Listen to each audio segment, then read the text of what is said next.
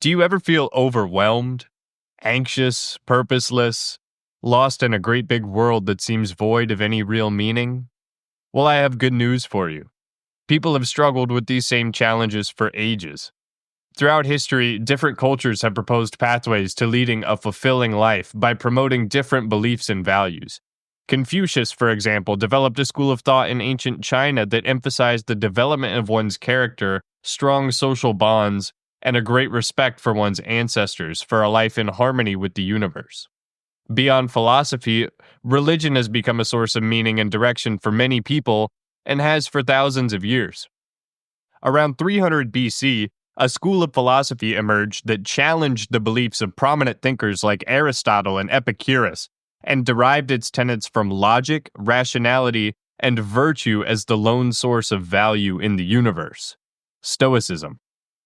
In the modern age, Stoic has become synonymous with emotionless, and many people associate the philosophy with the vocal groups online attempting to profit off of these ancient thoughts or associate Stoic-like principles with modern, shallow values like desirability and financial success.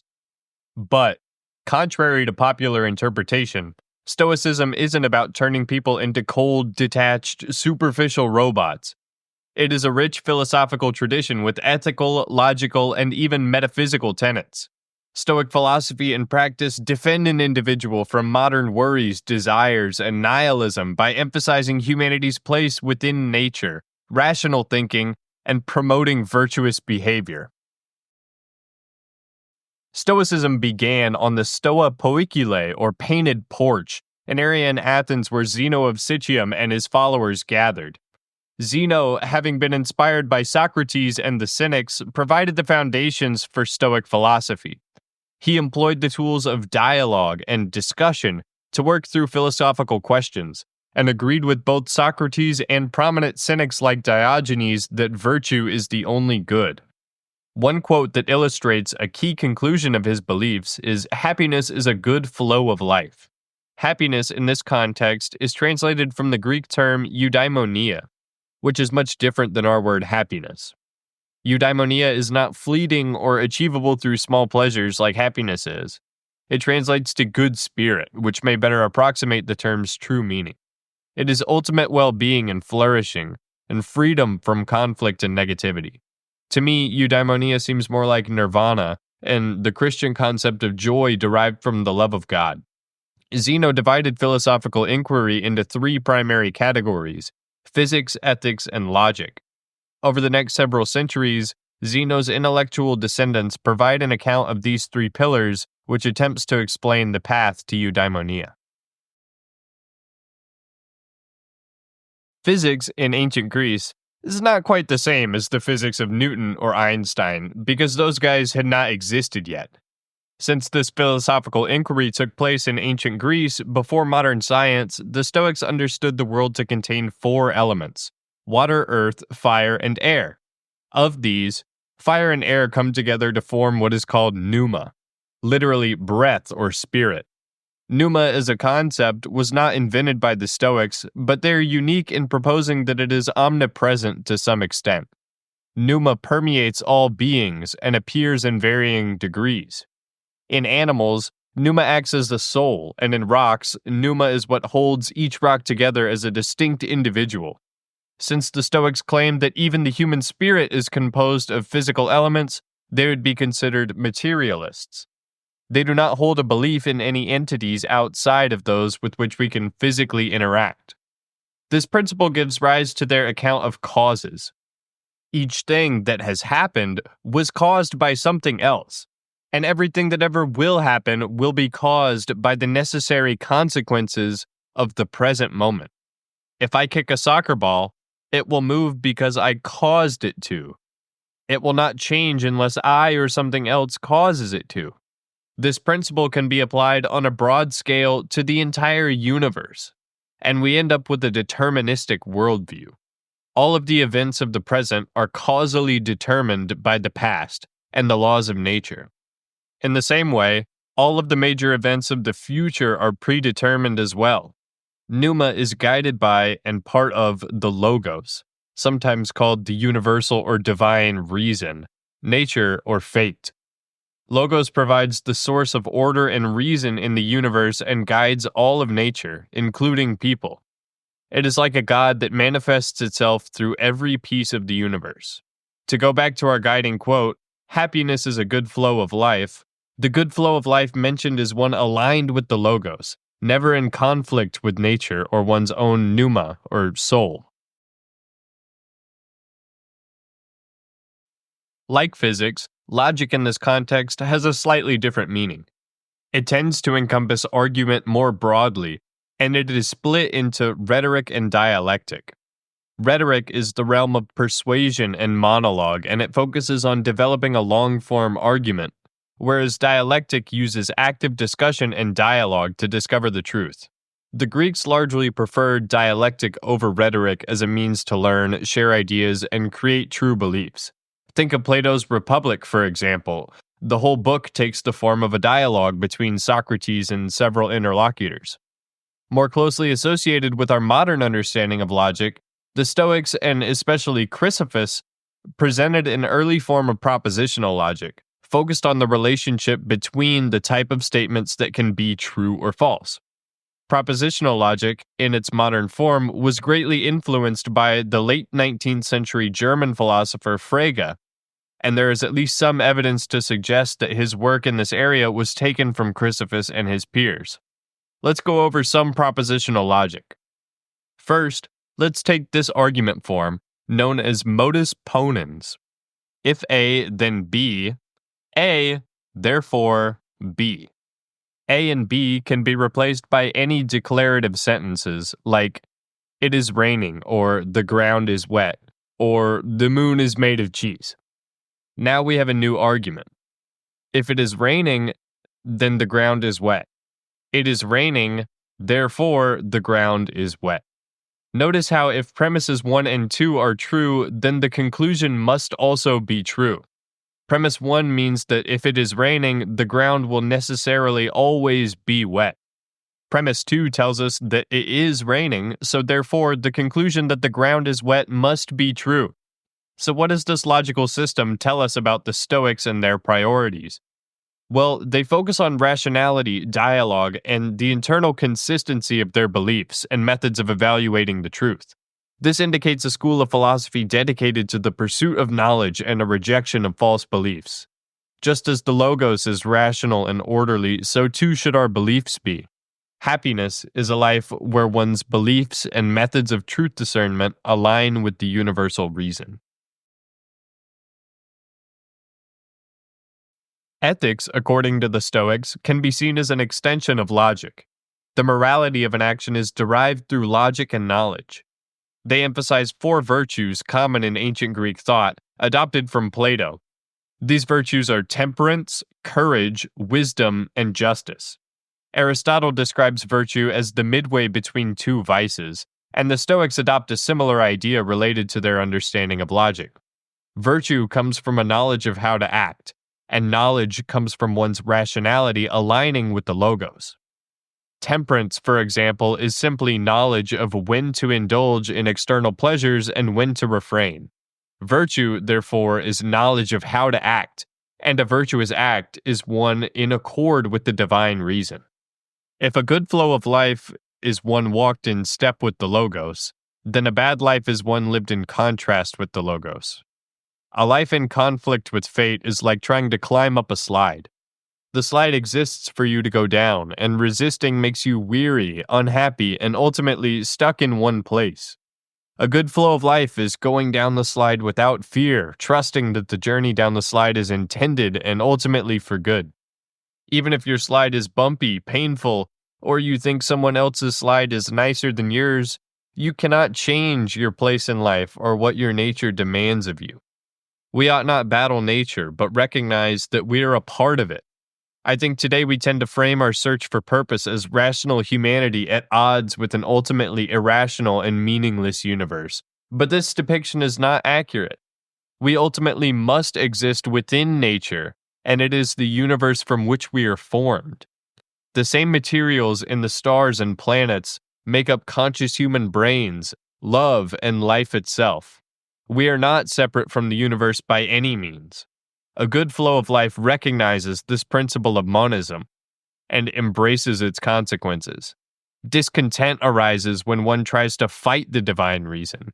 Anxiety is the result of excessive worry about external events. Someone who is truly aligned with Logos does not feel anxious, as they understand these events result from order and reason in nature. Ultimately, one should be indifferent to all affairs external to one's actions, as they are outside of one's realm of control. Desire manifests harm in the same way as distrust in fate and longing for things that are not ultimately valuable. Remember, the only value in the universe comes from virtue and reason, so desiring anything else conflicts with the Logos and interferes with your judgments. Another source of pain and discontent in the world comes from one's actions. When you do something wrong, you can tell. At least for most people, knowing that they performed an action that they shouldn't have makes them feel unpleasant. Happiness, or eudaimonia, is a life where a person acts perfectly in accord with the Logos, using logical reasoning to generate knowledge and acting based on that knowledge to exhibit and accrue virtue. Life then becomes easy, as your goals, emotions, and actions are consistent with the rationality of the entire universe. When discussing Stoicism and its practical application, ancient authors often illustrate a sage, or an ideal version of man that perfectly embodies the principles we have covered. In today's world, the sage of Stoicism is Marcus Aurelius. Aurelius was a Roman emperor in the 2nd century AD.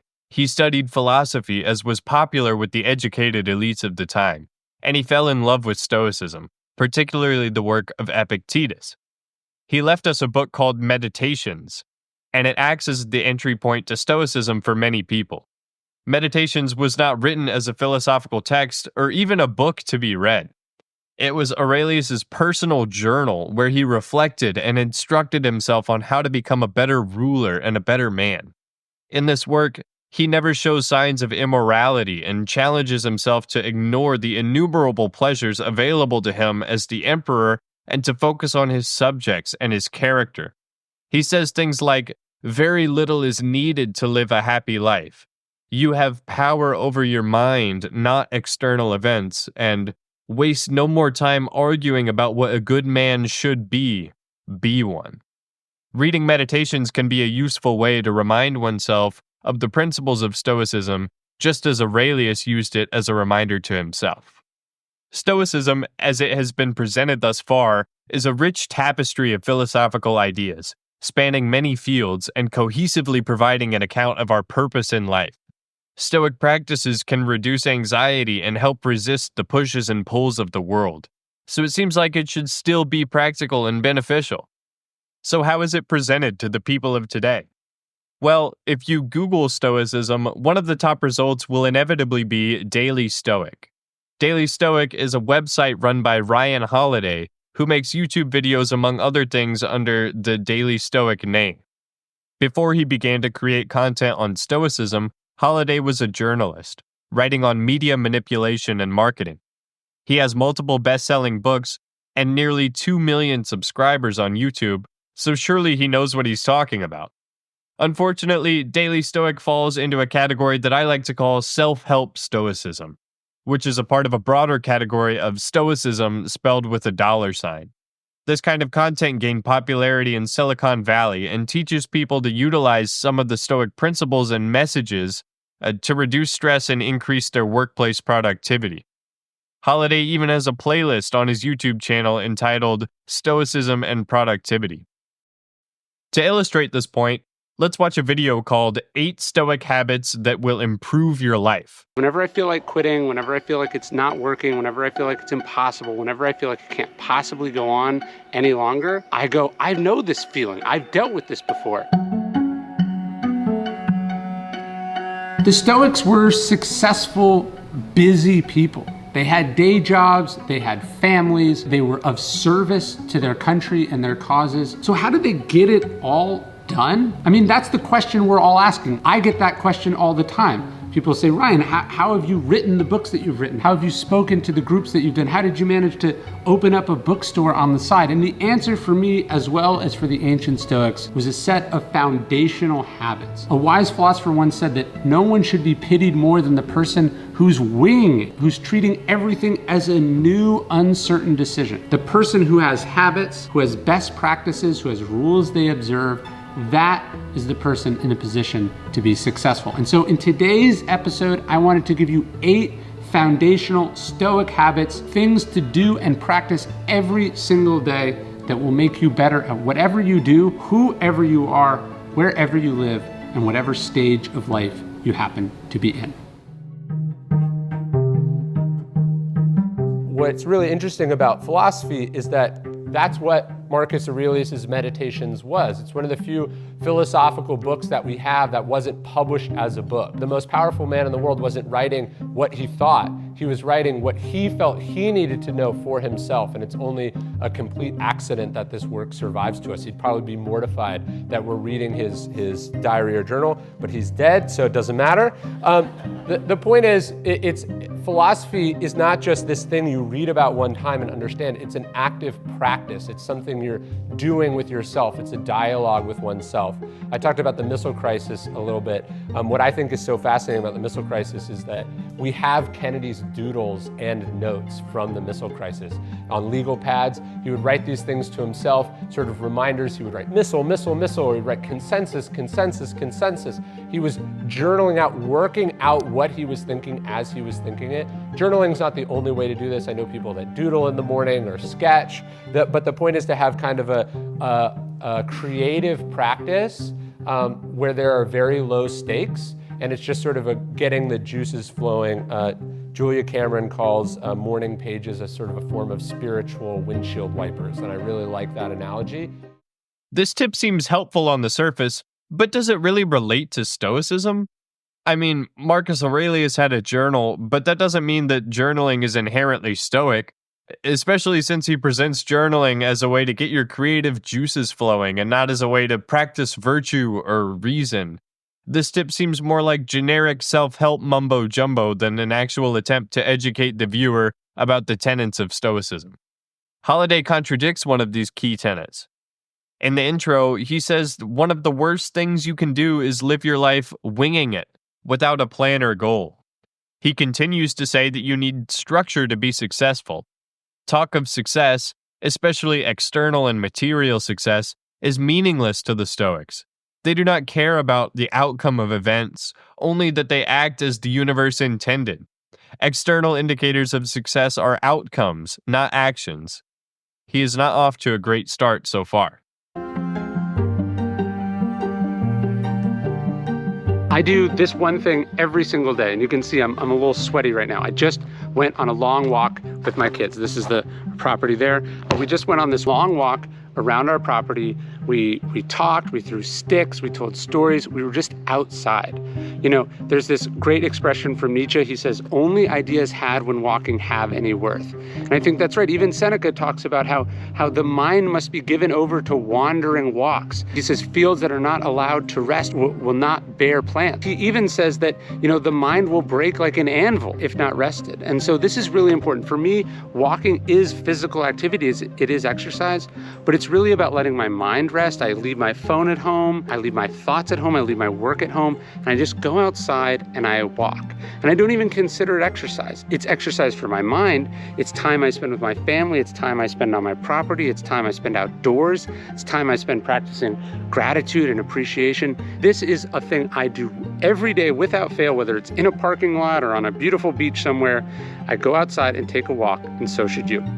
The second tip is probably a better place to include journaling, as journaling can provide an additional opportunity for reflection and presence in the moment, just as walking can. Overall, I think I agree with tip number 2. It is certainly necessary to give your mind a break from the constant stimulation we experience, especially today. Not to sound like a crazy boomer, but kids these days need to get off the TikTok. In your brain, you have a pathway called the default network, and it activates basically when you're bored and unstimulated. Some of the components of the default network are important for self-reflection, So having time to be alone with your thoughts can boost your internal examination of your beliefs, which is important for the Stoic figure. Being bored is good for you. People ask me what the secret to writing, 10, 11 books in 10 years, writing bestsellers, and I tell them there is no secret. I just work every single day, right? I do a little bit every single day. I try to make a little bit of progress every single day. This is a core precept of Stoicism. Zeno says, well-being is realized by small steps, but it's no small thing. Marcus Aurelius says, assemble your life action by action. No one can stop you from that, right? We focus on what we control, which is, did you show up today? Did you make a little bit of progress? And Seneca says, look, even wisdom is acquired, quote, insight, story, experience by experience. And that's how books are written too. There's a great rule in writing, just a couple crappy pages a day. I just try to produce work and then I refine and edit later. But the main thing is showing up, doing the work, trying to get a little bit better every single day.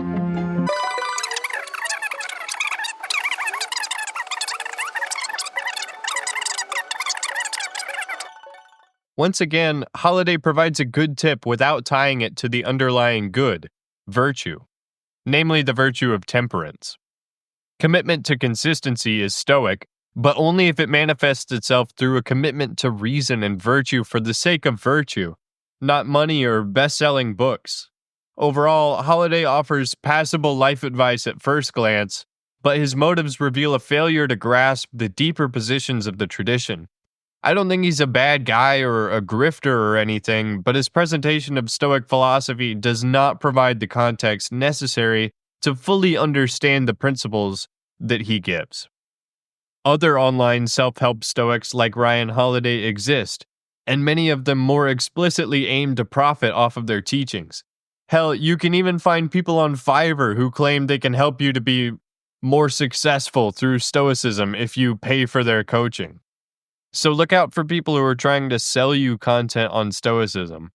It is not necessarily predatory because content creators have to make a living somehow, but be mindful of people who see Stoic practices solely as tools to be more productive and achieve wealth and success. Focusing on money reveals that they do not practice what they preach, since a true Stoic sage would have no desire for material indicators of flourishing for themselves or for their pupils. While Ryan Holiday's presentation of Stoic philosophy leaves much to be desired, it is not nearly as harmful as the ideas passed off as Stoic by the manosphere. The manosphere is a subset of internet content targeted towards young men that promotes a return to traditional masculinity and gender roles, as well as a rejection of feminism and political correctness. People that fall under the manosphere umbrella include men's rights activists, incels, and pickup artists. These figures teach that young men should be physically strong and disciplined, never displaying emotion. Stoicism often gets shoved in with these principles because many of these creators viewed the ancient Greeks and Romans as the peak of masculinity. It is misrepresented as total emotional repression and a ruthless, cold-blooded temperament that drives people to work tirelessly towards success. The presentation of Stoicism associated with traits of toxic masculinity is often called broicism, and it tends to attract many of the same people as Stoicism spelled with the $sign. One of the key figures in today's broic philosophy is Andrew Tate. If you don't know who Andrew Tate is, what do you live under a rock? He claims to be a Stoic and quotes figures like Marcus Aurelius, so how do his ideas stack up? He often brags about his cars, wealth, and success, and preaches about becoming a winner through rigorous discipline and ruthless social tactics. Any speak of winners and losers cannot be rooted in Stoic thought. What is a winner, Andrew? Someone who has a lot of money and status? Somebody that gets what they want? These definitions of being a winner do not align with the ultimate goal of being virtuous. External indicators of success should not be the objects of your desire. They have no real value. You can tell he's talking about status and notoriety because he claims that losers, quote, remain invisible. Loser is the opposite of winner, and invisibility is the opposite of prominence and influence. Andrew Tate's attempt to provide an account of discipline fails because it's not built on a solid foundation of virtue. So, how do the Stoics think of motivation and discipline? Let's read a passage from Meditations. At dawn, when you have trouble getting out of bed, tell yourself, I have to go to work, as a human being. What do I have to complain of? If I'm going to do what I was born for, the things I was brought into the world to do. Or is this what I was created for? To huddle under the blankets and stay warm. But it's nicer here. So you were born to feel nice, instead of doing things and experiencing them? Don't you see the plants and the birds, the ants and the spiders and the bees going about their tasks, putting the world in order as best they can? And you're not willing to do your job as a human being? Why aren't you running to do what your nature demands? But we have to sleep sometime. Agreed. But nature set a limit on that, as it did on eating and drinking, and you're over the limit. You've had more than enough of that, but not of working. There you're still below your quota. You don't love yourself enough, or you'd love your nature too, and what it demands of you. People who love what they do wear themselves down doing it. They even forget to wash or eat. Do you have less respect for your nature than the engraver does for engraving, the dancer for dance, the miser for money, or the social climber for status? When they're really possessed by what they do, they'd rather stop eating and sleeping than give up their practice. Is helping others less valuable to you? Not worth your effort? It is clear that Aurelius thinks that we should derive our motivation and discipline from the Logos. Everything in the world has a duty and a purpose, and humanity's purpose is to be virtuous. In fact, we should love virtue so much that we exhaust ourselves over it. It's absurd that we should even think about staying comfortably in bed all day, because feeling good ultimately has no value compared to playing your part in the universal ballet of reason. Back to Andrew Tate. For the sake of fairness, let's watch a clip of an interview where he is directly asked about his Stoic beliefs. Meditations by Marcus Aurelius. Stoicism. Yep. You've referenced Stoicism multiple times, not getting emotional, thinking rational. Yep. This was a book that you've subscribed to for years. What is it about Stoicism and not getting caught up in emotions and even triggering emotions that resonates with you? Well, emotions are feedback. The idea that men don't feel emotions is incorrect. We feel emotions. I would actually argue we feel emotions with certain emotions stronger than women. Well, it's feedback. So when you get the feedback, it's all about how you internalize it and how you process it, right? It's having Stoicism's not feeling emotions. It's feeling the emotion and going, okay, why is this happening? How much does this really matter? What's the most intelligent move on the chessboard? I'm not even that good at chess, right? My father was a grandmaster.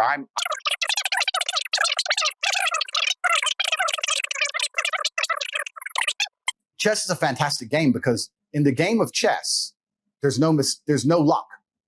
If you lose, no matter how well you played, if you lose, at some point you made a mistake. Even if it's the most minor mistake, you made a mistake. So you learn to understand that no matter what happens to you, if you lose a scenario, you made a mistake. Maybe it's a tiny one. Maybe it was 2 years ago, whatever, but you made a mistake. And you learn absolute and utter accountability for yourself.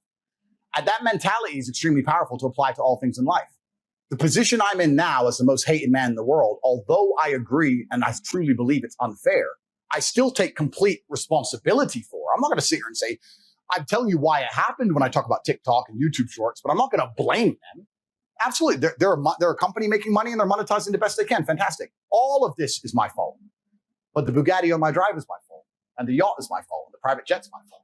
So it's all my fault. So I take the good with the bad. I take all responsibility for absolutely everything, including if a woman leaves me, if a woman stays, if I end up heartbroken, if I end up filled with rage, I take responsibility for that. If something happens to me that makes me enraged, I will take responsibility. Why has this happened to me? Why do I feel this way? How did I end up in this position? Is this healthy in this scenario? And sometimes it is. I've had scenarios in my life where I was prepared to die to protect somebody else, and I was enraged, and it was healthy. I've also had times where I'm in a room by myself, enraged, sitting there going, this is no good for anybody. I need to just calm the fuck down. Mm-hmm. So emotions are feedback, but Stoicism is the ability to process them. And that's what you need to learn as a man. You're never going to be able to turn them off. You're going to feel them. You have to learn how to process them and turn them into a positive. Tate claims responsibility for everything in his life, from his failures to his Bugatti. But remember, the Stoics largely don't worry about the outcomes of their actions because everything major has already been determined by fate. Your only job is to act rationally and play your part in the symphony of nature. Every time Tate brags about his cars and jets and money and women, he proves that he doesn't get it at all. I say this all the time. I say that the biggest periods of transformation in my life is when everything was going wrong. When my life was going good, I'm not a hedonistic person. I don't do drugs. I don't gamble. I don't do prostitutes. I don't do anything that hedonistic. But I'll certainly go on the yacht with a bunch of women I know and chill and have some vodkas and that kind of thing. When life's smooth, then it's semi-hedonistic, pretty relaxed. But when I make my biggest progress, when I really change who I am and change the world, that's when everything's fucked. When things go wrong, or I'm feeling things I don't want to feel, or bad things are happening, that's when I'm like, okay, I currently cannot sleep. I've completed the day's tasks. I've tried to go to bed. I can't sleep. More shit has to get done. That's when the amazing things happen in my life.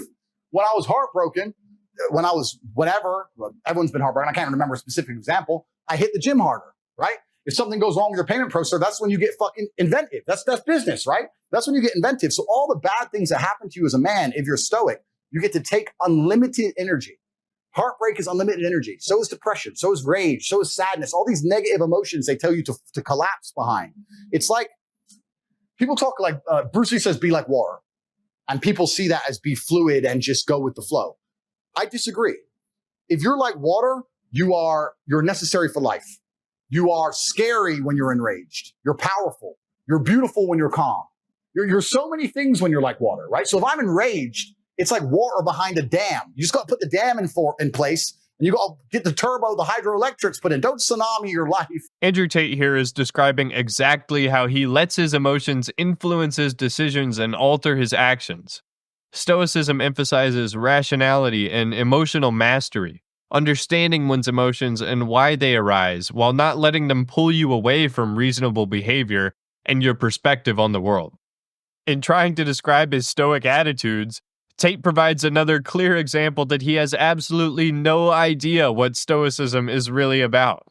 Reducing Stoic philosophy to turning rage into energy spits in the face of the complexities of the tradition passed down by these great ancient thinkers. When people misrepresent Stoicism, they do so by ignoring the underlying depths of the philosophy. People like Andrew Tate and Ryan Holiday take the conclusions of Stoicism, like that you should not act irrationally because of your emotions, and insert their own values and belief systems underneath that conclusion. They show their detachment from the original virtues that they claim to promote by prioritizing workplace productivity or bragging about their wealth or women. They cherry-pick quotes from ancient thinkers and use them to justify whatever practice or beliefs they want to promote to you. The values that support real Stoicism are confusing and may be counterintuitive individually, but understood cohesively, the intellectual tradition illuminates the beliefs behind Stoic principles and allows us to more easily use them to make judgments about our world. Stoicism should be interpreted with an understanding of the context of the world in which it arose and the rich mosaic of ethical, logical, and physical tenets that uphold its key claims. In its simplest, most palatable form, Stoicism is reduced to self-help quotables and emotional repression. The modern popular presentation of Stoic principles has associated wealth, fame, and power with Stoic emotional regulation and the virtue of temperance. The modern Stoic practices not as a way to accrue virtue and sift through the messy realm of desire, but to achieve the common modern dreams of financial success and relief from anxiety. However, we should not ignore the wisdom and practical advice of people like Marcus Aurelius just because Andrew Tate manipulates his words to suit his own ends.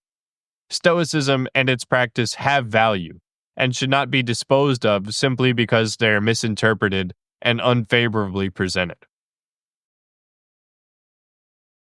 Today, it is easy to be consumed by the world, with your mind constantly pushed and pulled by things that ultimately do not matter. To maintain your sanity, make sure you have time to truly reflect. An inquiry into your emotions and realizing some of the inconsistencies in your mind can provide insight into what truly matters. But a lot of people today are afraid of silence, afraid to be alone with their thoughts. Create a refuge in your mind and cultivate comfortability with yourself by just practicing doing nothing but thinking. Deep insights can only reveal themselves to you if you let your mind be open to them. Boredom is good for you. Go for a walk, put everything away, and make yourself forget about all the circumstances of your life. Remember the default network discussed earlier? Parts of the default network are utilized when making judgments about yourself, so being bored almost forces you into self-reflection. It may be scary, but it makes you better. There's an idea in Stoicism that we should be constantly reminded of our own mortality, not in a particularly morbid kind of way, but to illustrate the finitude of your existence and the urgency with which you should live. If you were going to die tomorrow, how do you think you would act? Would you allow yourself to be pulled around by the world, or would you be present, making the most of each moment before your passing? And in the eyes of the cosmos and the universe and the large scale of things, what's the difference between a day and a lifetime? Presence in each moment makes you receptive to new insights and creates context about what really matters, allowing more virtuous behavior and promoting character. You don't have to believe ancient Stoic metaphysics about fate and logos and pneuma to apply the practices to your life, but you should understand them to some extent to avoid manipulating them in inauthentic ways. Reflect for the sake of growing, recognizing where you have acted immorally or illogically, and planning to do better in the future. If happiness is a good flow of life, then we should all strive to live lives with better flow, more rational, more ethical, and ultimately more fulfilling. Stoic or not, I think everyone can benefit from pledging to be more virtuous. If you learned something new, engage with this video by liking, commenting, and subscribing to give it a boost in the algorithm. I think these ancient ideas are worth sharing and discussing, and if you do too, then help this video reach more people who might find it valuable. Thank you very much for watching until the end, and if you want more content on Stoicism, I recommend this lecture on Marcus Aurelius by Dr. Michael Segru. Link in the description. Thank you.